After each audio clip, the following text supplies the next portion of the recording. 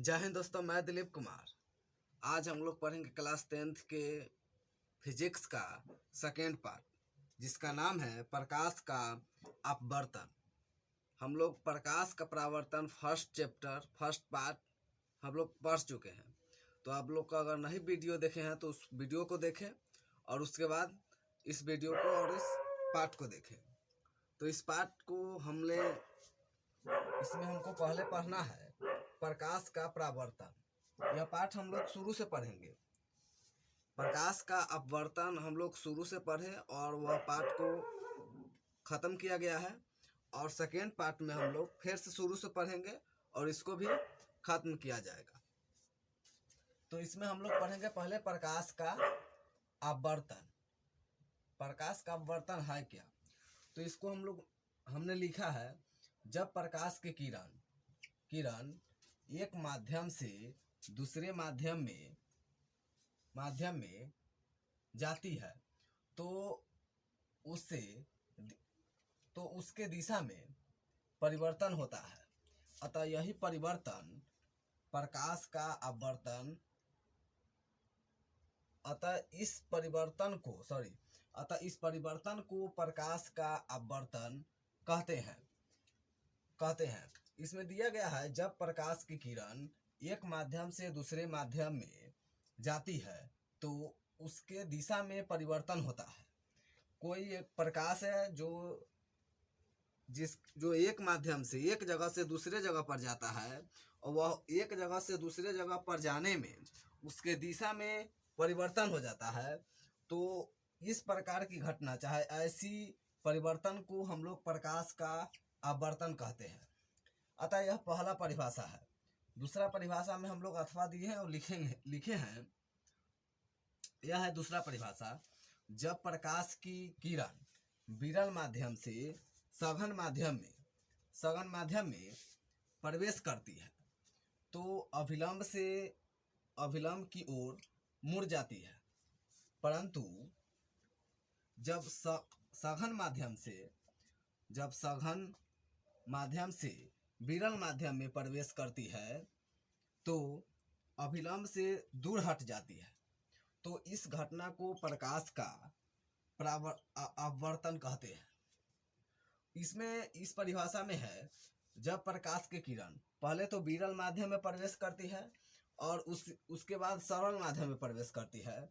तो जब विरल माध्यम से सरल माध्यम में जाती है तो अभिलंब की ओर मुड़ जाती है, और वही उल्टा होता है, जब सघन माध्यम से विरल माध्यम में जाती है तो अभिलंब से दूर हट जाती है। तो ऐसे जो घटना घटता है प्रकाश में, इसको हम लोग प्रकाश का अपवर्तन कहते हैं। अतः जैसे में हम लोग समझते हैं कि प्रकाश का अपवर्तन क्या है, तो जैसे में लिखे हम, जब पानी से भरे बाल्टी में सिक्का को डुबाते हैं। जब एक पानी से भरे बाल्टी या गिलास या कुछ भी पदार्थ में पानी रखकर उसमें हम लोग अगर सिक्का को डालते हैं तो वह वास्तविक सतह से ऊपर दिखाई देता है। वह अपने वास्तविक सतह यानी कि बाल्टी के निचले वाले तल से ऊपर दिखाई देता है देखने पर। तो इस घटना को हम लोग प्रकाश का अपवर्तन कहते हैं। अगर एक पानी से भरे गिलास को लीजिए, उसमें एक सिक्का को डालिए और उस सिक्का को देखिए थोड़ा कि वह उस गिलास के सतह से निचले वाले सतह से ऊपर है या नीचा है। अगर ऊपर दिखाई देता है तो उसको हम लोग प्रकाश का अपवर्तन की यह घटना होती है। तो पहले हम लोग एक बर्तन इस चित्र में देख लेते हैं।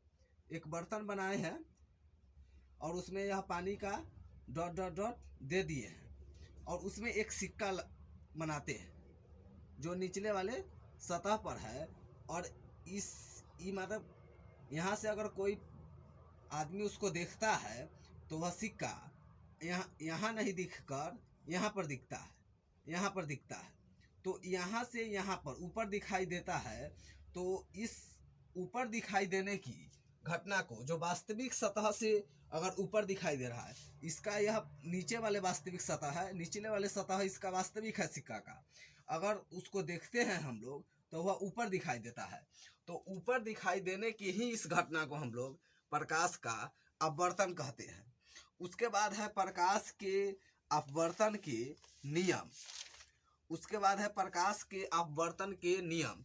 तो पहले हम लोग इसको साफ करते हैं, उसके बाद लिखेंगे प्रकाश के अपवर्तन के नियम।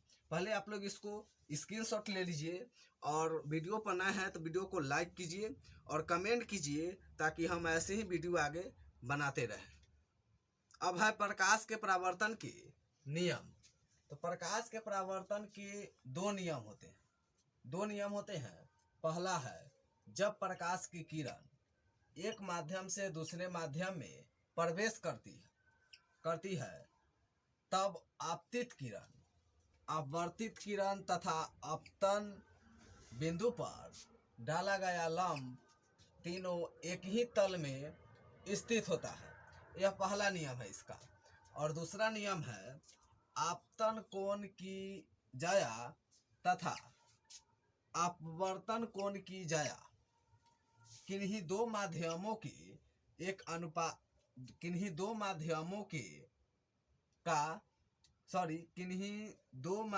का अनुपात एक नियतांक होता है, अर्थात साइन आई बटा में साइन आर बराबर होता है एक नियतांक। तो प्रकाश के परावर्तन के यह दो नियम है। यह पहला नियम था और यह दूसरा नियम है। दोनों नियम हम लोग इस वीडियो में जान गए हैं, देखे हैं। तो इस वीडियो में इतना ही, मिलते हैं नेक्स्ट वीडियो में। तब तक के लिए जय हिंद।